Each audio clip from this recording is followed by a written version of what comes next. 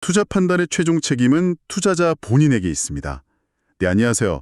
전기차 시대로 접어들면서 이 배터리 기술 경쟁이 정말 대단합니다. 정말 뜨겁죠. 하루가 다르게 새로운 소식들이 쏟아지는 것 같아요. 맞습니다.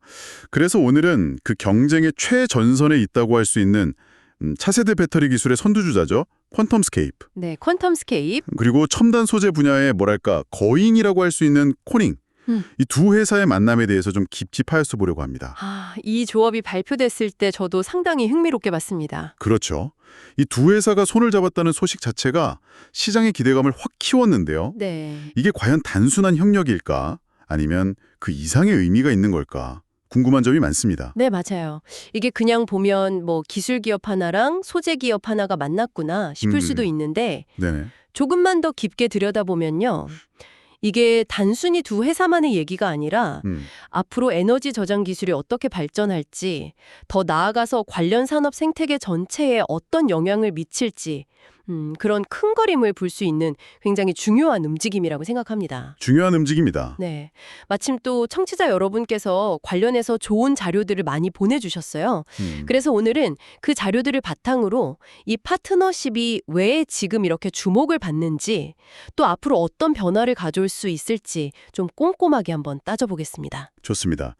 혁신적인 기술과 또 잔뼈가 굵은 생산 노하우의 만남. 이 전략적인 동맹이 품고 있는 진짜 의미가 뭔지 지금부터 한번 자세히 파고들어 보시죠. 자, 그럼 먼저 그 퀀텀스케이프가 만들고 있다는 전고체 배터리. 이게 왜 그렇게 시장에서 게임 체인저다 이렇게까지 불리는 걸까요? 기존 리튬이온 배터리랑 비교했을 때 뭐랄까 확실히 뛰어넘는 그런 장점들이 있다고 하던데요. 자료에서도 보니까 에너지 밀도가 훨씬 높고 충전 시간은 짧아지고, 그렇죠. 그리고 제가 가장 주목했던 건 안전성. 화재나 폭발 위험이 확 줄어든다는 거잖아요. 이게 정말 큰 장점 아닌가요? 네, 핵심은 바로 그겁니다. 안전성하고 성능 개선. 이 두 가지가 가장 크다고 볼 수 있는데요. 기존 리튬이온 배터리는 아시다시피 내부에 액체 전해질이 들어가잖아요. 네, 액체죠. 이게 성능은 괜찮지만 가연성 물질이라서 화재 위험이 늘 있었고, 또 쓰다 보면 성능이 떨어지는 문제도 있었고요. 이걸 아예 불에 타지 않는 고체로 바꿔버리자. 이게 바로 전고체 배터리의 기본적인 아이디어입니다. 아이디어는 참 좋은데요. 네, 아이디어는 좋은데 이걸 실제로 구현하는 게 이게 보통 어려운 일이 아니었습니다. 이론은 간단해 보여도 현실은 정말 복잡하거든요. 어떤 점이 그렇게 어려운 건가요? 여러 가지가 있지만 특히 그 배터리 안에서 리튬 이온이 양극과 음극 사이를 왔다 갔다 해야 되잖아요. 네, 그 통로가 중요하죠. 네, 그 통로 역할을 하면서 동시에 양극이랑 음극이 서로 딱 붙어버리면 안 되니까 그걸 막아주는 분리막이라는 게 필요한데 이걸 고체 전해질로 만드는 거죠. 고체 전해질 분리막. 이게 기술적으로 가장 큰 허들이었어요. 그 분리막이요? 네, 이걸 사람 머리카락보다도 훨씬 얇게 만들어야 하고요. 얇게요? 네, 그러면서도 품질은 아주 균일해야 하고 결정적으로는 이걸 수백만, 수천만 개씩 싸게 대량으로 생산할 수 있어야 하거든요. 이게 정말 어려운 과제였죠. 듣기만 해도 어려워 보이는데요. 그런데 퀀텀스케이프가 바로 그 어렵다는 분리막 기술에서 뭔가 돌파구를 찾았다는 거잖아요. 네, 그렇다고 알려져 있죠. 자료들을 보면 퀀텀스케이프는 독자적으로 개발한 세라믹 소재를 기반으로 이 분리막을 만들었다고 하고요. 세라믹 소재. 네, 그리고 또 하나 고질적인 문제가 있었는데 덴드라이트라고 부르는 현상이에요. 이게 뭐냐면 배터리를 충전하고 방전하는 과정에서 리튬이 음극 표면에 나뭇가지처럼 뾰족뾰족하게 쌓이는 건데요.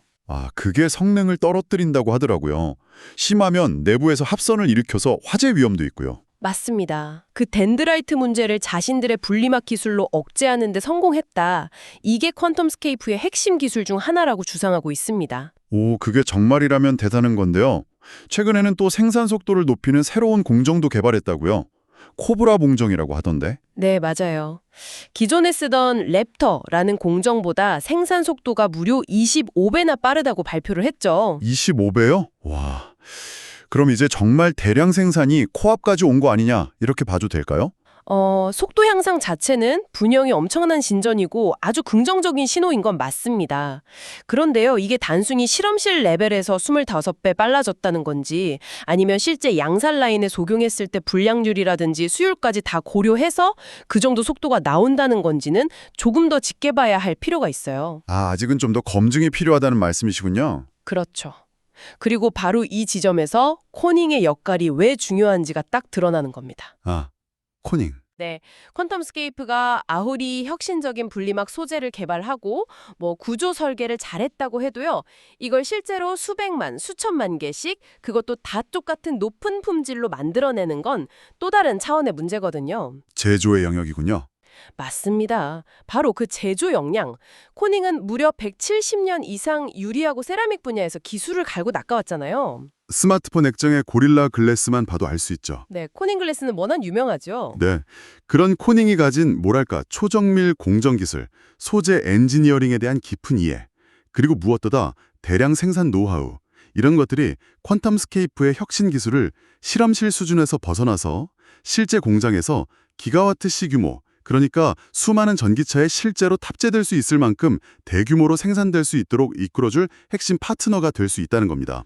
그러니까 비유하자면 퀀텀스케이프가 세상에 없는 아주 특별한 요리 레시피를 개발했는데 네네. 이걸 수백만 명한테 똑같은 맛과 품질로 내놓으려면 그냥 동네 식당 주방으로는 안 되고 엄청나게 정밀하고 효율적인 시스템을 갖춘 초대형 중앙주방, 센트럴 키친과 숙련된 운영 노하우가 필요한데 코닝이 바로 그 역할을 해줄 수 있다는 거군요. 이야, 비유가 아주 정확하신데요. 네, 딱 그런 그림입니다. 결국 이 전고체 배터리 같은 신기술의 성패는요, 실험실에서 얼마나 혁신적인지를 넘어서서 이걸 공장에서 얼마나 안정적으로 또 얼마나 싸게 만들어낼 수 있느냐, 이 공장의 현실에 달려있다고 해도 과언이 아니에요. 그렇군요. 네, 그래서 코닝 같은 회사가 합류했다는 건 퀀텀스케이프가 기술 개발 과정에서 겪는 여러 어려움, 소위 말하는 죽음의 계곡, 밸리 오브 데스를 넘어서 이제 정말 대량 생산 단계로 갈 수 있겠구나 하는 가능성을 시장에 강하게 보여주는 신호탄 같은 거라고 볼 수 있습니다. 신뢰도를 높여주는 거네요. 그렇죠. 코닝의 정밀 제조 기술이 분리막 품질을 더 균일하게 만들어주고 또 생산 과정에서의 비용을 낮추는 데도 결정적인 기여를 할 것으로 기대가 되고요. 성능이 아무리 좋아도 너무 비싸면 아무도 못 쓰잖아요. 맞아요. 가격이 중요하죠. 네, 결국 가격 경쟁력을 확보해서 시장에 널리 보급되는 게 목표인데 코닝과의 협력은 그 목표 달성에 청신호가 켜졌다고 볼 수 있는 거죠. 기술적인 시너지도 대단하지만 이게 또 전략적인 측면에서도 의미가 상당히 커 보입니다. 퀀텀스케이프 하면 사실 폭스바겐 그룹과의 관계를 빼놓을 수가 없잖아요. 그렇죠. 아주 오랫동안 긴밀한 관계를 유지해왔죠. 네, 폭스바겐 그룹의 배터리 전문 자회사인 파워코가 퀀텀스케이프의 주요 투자자이기도 하고 또 파트너이기도 했죠. 네, 맞습니다. 초기부터 퀀텀스케이프의 가능성을 보고 상당히 큰 규모의 투자를 했었고 단순히 투자만 한 게 아니라 아예 합작 법인까지 만들었어요. 합작법인이요? 네, 조인트 벤처를 설립해서 퀀텀스케이프가 차세대 주력 제품으로 개발중인 QSE5라는 배터리 셀이 있는데 이걸 함께 상용화하기로 목표를 세우고 협력하고 있습니다. QSE5? 네. 이게 상용화 목표인 거군요. 그렇죠. 그리고 최근에는 더 나아가서 파워코가 퀀텀스케이프의 기술 라이센스를 받아서 자체적으로 연간 최대 80기가와트 규모의 배터리를 생산할 수 있게 하는 계약까지 체결했다는 소식도 있었죠. 와, 80기가와트시면 엄청난 규모인데요.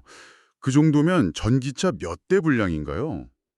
단순 계산으로는 전기차 100만 대 이상에 들어갈 수 있는 물량이죠. 물론 실제로는 차종이나 배터리 스펙에 따라 다르겠지만요. 아무튼 이건 폭스바겐 그룹이 퀀텀스케이프 기술의 상용화 가능성을 얼마나 높게 보고 있는지 그리고 그 기술을 확보하려는 의지가 얼마나 강한지를 아주 명확하게 보여주는 대목입니다. 그렇죠. 퀀텀스케이프 입장에서도 보면 개발 중인 기술을 사줄 확실한 초기 고객, 거기도 세계적인 자동차 그룹을 확보했다는 거니까 이건 정말 큰 힘이 되겠네요.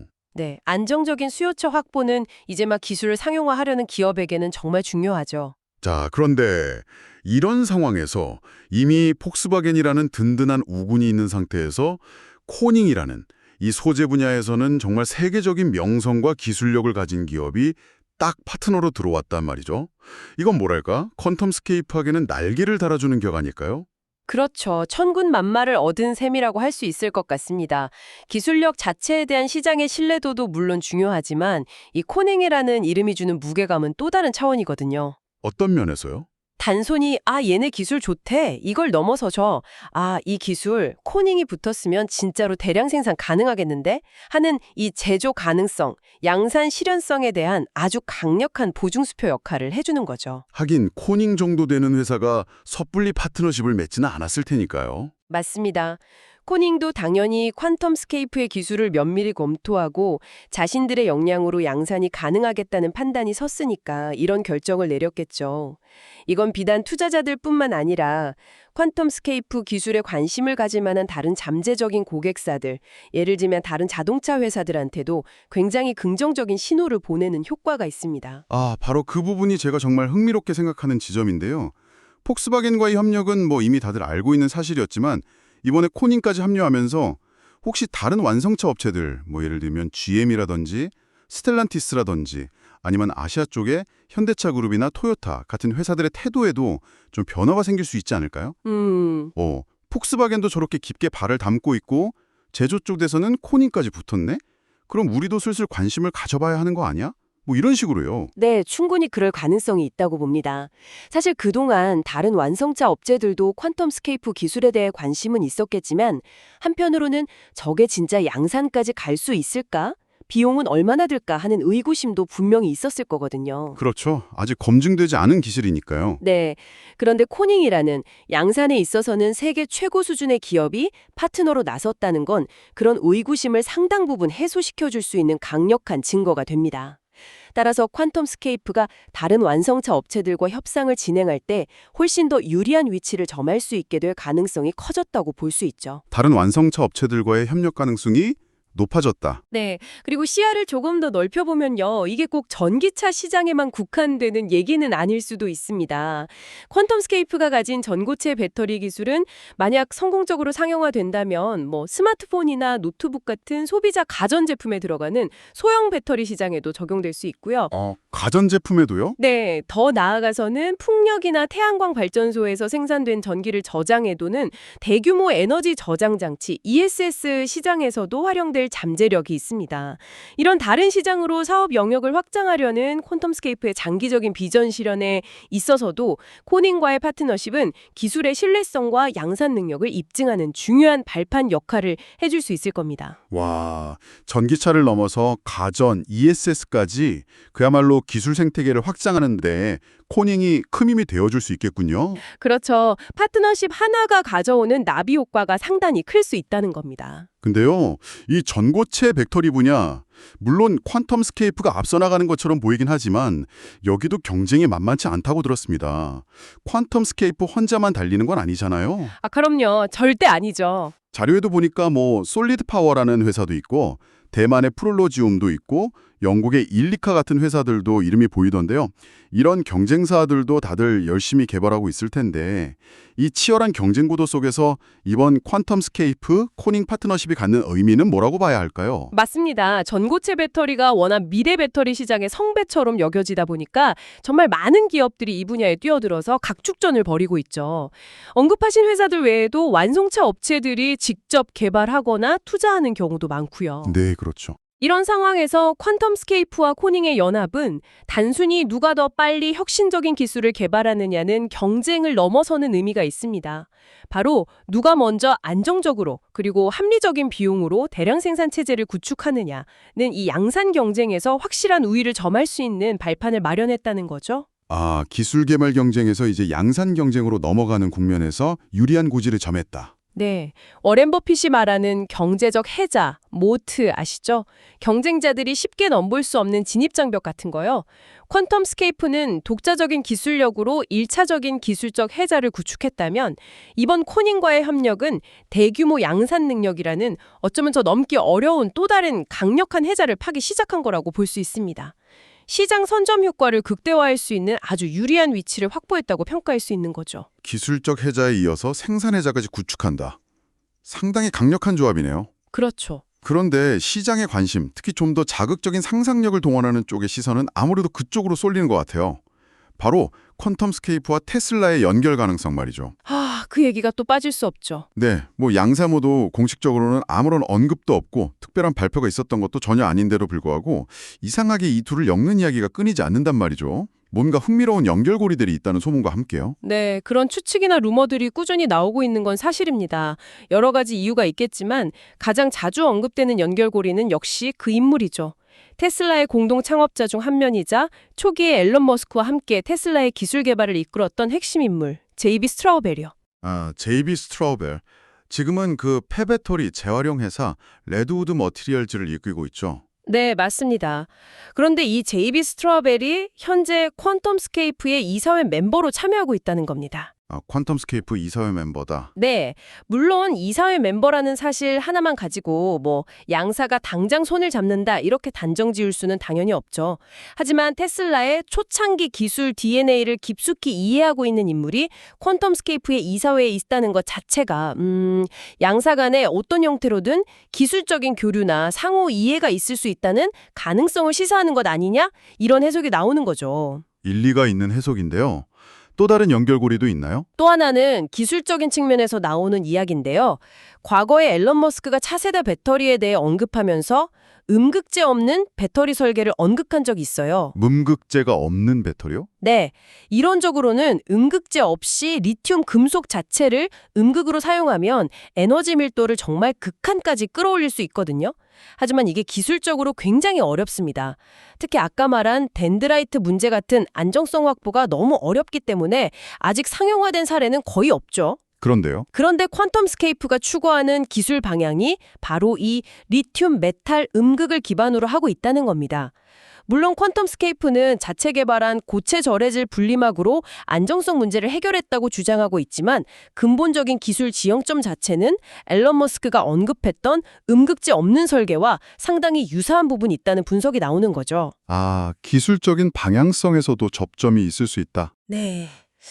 물론 이것 역시 어디까지나 추측이고 가능성일 뿐입니다. 하지만 이런 연결고리들이 존재한다는 것 자체가 시장 참여자들의 상상력을 끊임없이 자극하고 있는 거죠. 혹시 테슬라가 물밑에서 퀀텀스케이프 기술을 보고 있는 거 아니야? 하고요. 자, 그럼 한번 상상의 나래를 펼쳐보죠. 정말 만약에 테슬라가 퀀텀스케이프의 기술을 채택하기로 결정한다면 그게 기술 라이센스 계약 형태일 수도 있고 아니면 합작 투자를 할 수도 있고 더 나아가서 혹시 인수합병, M&A 같은 극단적인 형태가 될 수도 있겠죠.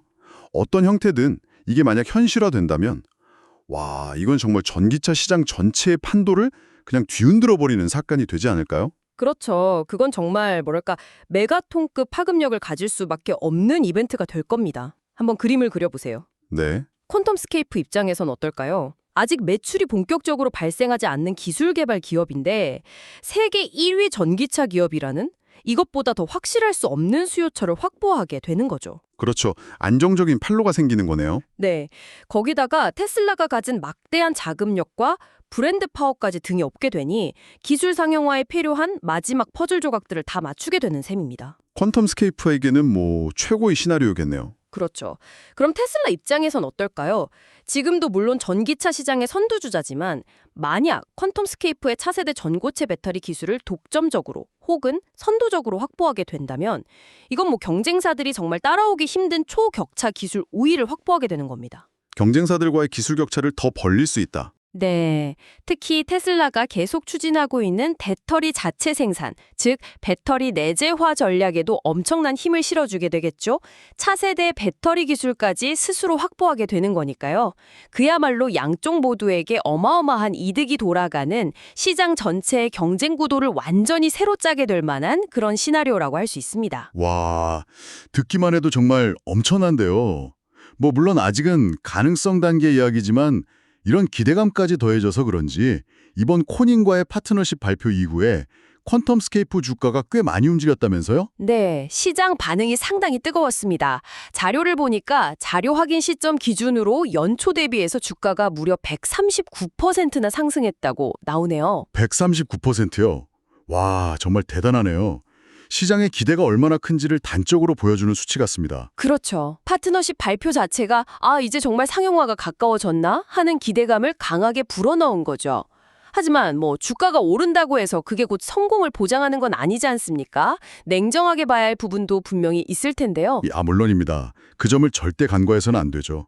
시장의 기대감은 분명히 뜨겁지만 투자자 입장에서는 반드시 차가운 머리로 현실을 직시할 필요가 있습니다. 어떤 점을 유의해야 할까요? 가장 중요한 사실은 앞서도 잠깐 언급했지만 퀀텀 스케이프는 아직 상용화된 제품으로 꾸준하게 매출을 올리고 있는 회사가 아니라는 점입니다. 네, 아직은 연구개발 단계에 가깝죠? 맞습니다.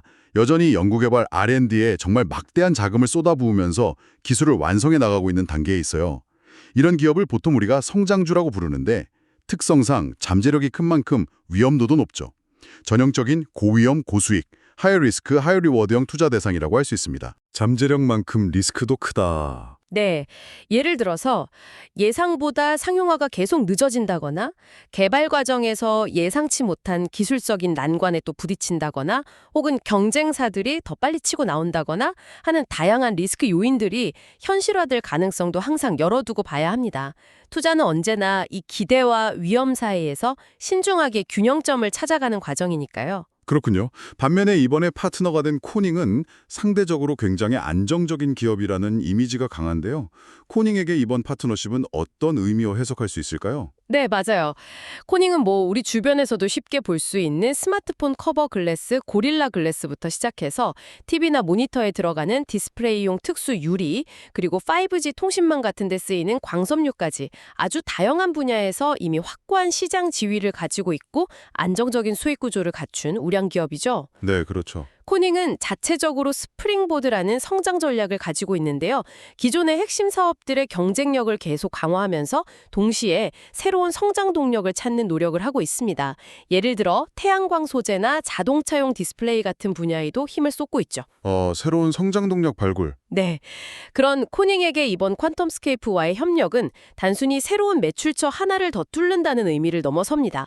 미래 성장성이 엄청나게 클 것으로 예상되는 이 차세대 배터리 소재 시장에 성공적으로 진입하는 교두보를 마련한 거고요.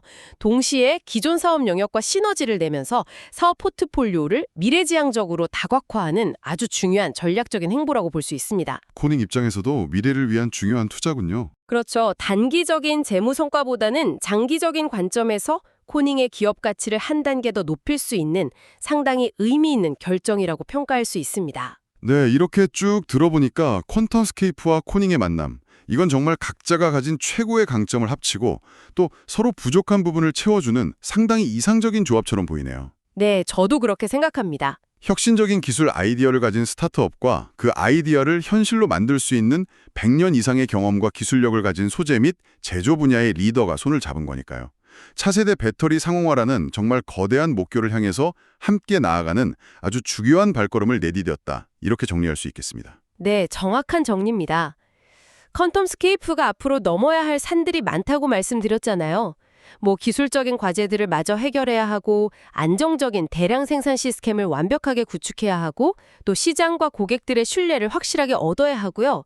이런 여러 퍼즐 조각들을 성공적으로 맞춰나가는 데 있어서 코닝과의 파트너십은 정말 핵심적인 역할을 할 것으로 기대됩니다. 전고체 배터리 시대로의 퀀텀 점프, 그 도약을 위한 강력한 발판이 마련된 셈이네요. 네, 그런 표현이 가능할 것 같습니다. 하지만 그럼에도 불구하고 다시 한번 강조하고 싶은 것은 아직 모든 게 완성된 건 아니라는 점입니다. 실제 우리 소비자들이 타는 전기차에 이 배터리가 탑재되어서 도로 위를 달리고 또 시장에서 성공적으로 받아들여주기까지는 여전히 시간이 필요하고 또 넘어야 할 과제들이 남아있다는 거죠. 어떤 과제들이 있을까요? 기술적인 완성도를 더 높여야 하는 부분도 분명히 있을 거고요. 실험실 수준이 아니라 실제 공장에서의 생산 수요를 안정적으로 확보하는 문제도 중요하고요. 그리고 무엇보다 결국에는 기존의 리튬이온 배터리와 가격 면에서 경쟁할 수 있을 만큼 충분히 비용을 낮추는 것, 이게 아마 가장 큰 숙제 중 하나가 될 겁니다. 그렇군요. 기술, 생산, 비용, 해결해야 할 숙제들이 여전히 남아있군요. 네. 하지만 그럼에도 불구하고 이 두 강력한 기업이 만들어낼 시너지를 생각하면 앞으로의 과정이 비록 쉽지는 않겠지만 그 결과가 가져올 변화는 정말 기대해볼 만하다고 생각합니다.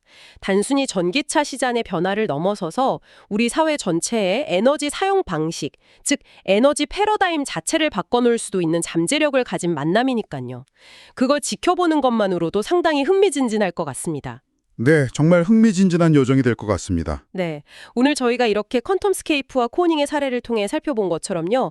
아무리 세상을 바꿀 만한 획기적인 기술이라고 해도 그게 연구실이나 실험실의 문턱을 넘어서 실제 우리들의 일상생활에 들어와 영향을 미치기까지는 정말 많은 단계와 장벽들을 넘어야 합니다. 그렇죠. 기술 개발 자체도 어렵지만 그 다음 단계들이 더 어려울 수도 있고요. 맞습니다.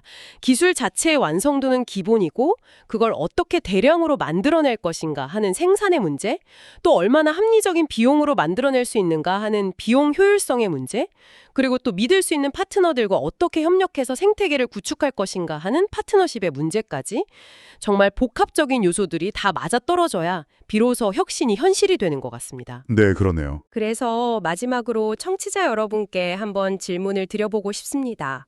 여러분께서는 이렇게 눈부시게 발전하는 혁신 기술의 속도와 그 기술이 실제로 우리 삶에 적용되어서 우리가 체감하게 되는 시점 사이에 존재하는 이 간극에 대해서 어떻게 생각하시나요?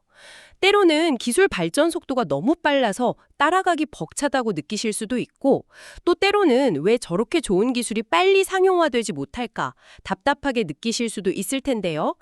기술적인 돌파 외에 이 간극을 성공적으로 메우기 위해서, 즉 혁신 기술을 우리 현실로 가져오기 위해서 가장 중요하다고 생각하는 요소는 무엇이라고 보시는지 한 번쯤 각자 생각해 보시는 것도 오늘 저희 이야기를 마무리하면서 의미 있는 시간이 되지 않을까 싶습니다. 네, 기술과 현실 사이의 간극, 그리고 그것을 메우는 요소들, 정말 중요한 질문인 것 같습니다. 청취자 여러분께서도 한번 깊이 생각해 보시면 좋겠습니다. 네. 항상 여러분의 성공 투자를 기원합니다. 내용이 좋으셨다면 구독, 좋아요 부탁합니다.